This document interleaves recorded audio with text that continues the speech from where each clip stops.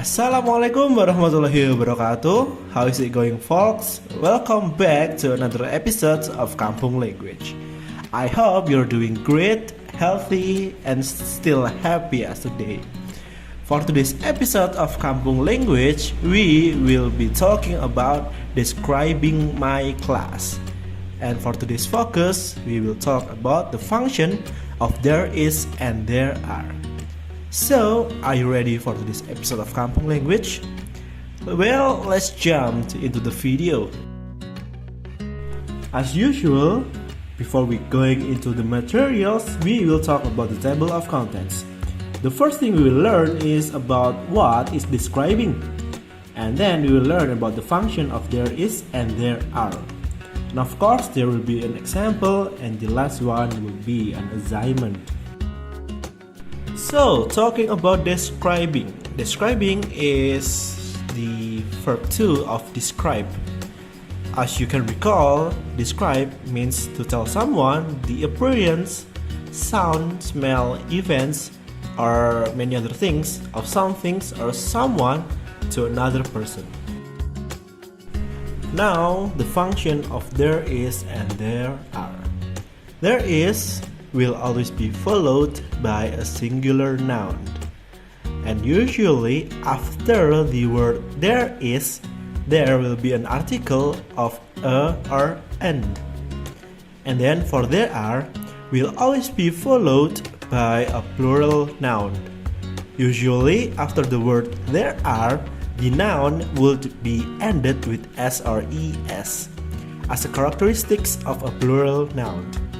If the plural noun is uncountable, add some after the word there are. Now let's continue to the next material, which is the example or a little example about there is or there are. There is, remember, when we're talking about there is only one thing to explain or to describe. There is a boy, a book, an apple, or a student. And then if we're talking about there will be two or more things. So there are 2 ballpoints. There are 3 students. There are some children. Why? Because children is uncountable. So we use some. There are some children. And the last one is there are 3 pencils. Now let's move on to the positive sentences. There is a student in that class. There is a book in my bag. There is an apple in your lunch box. There are some children in our classroom. There are 2 pencils in my pencil case. There are 3 slices of apples in your lunch box. Now for the negative sentences, there is not a student in that class. There is not a book in my bag. There is not an apple in your lunch box. There are not some children in our classroom. There are not 2 pencils in my pencil case. There are not 3 slices of apples in your lunch box. And now the last one is about interrogative sentences. Is there a student in that class? Is there a book in my bag? Is there an apple in your lunch box?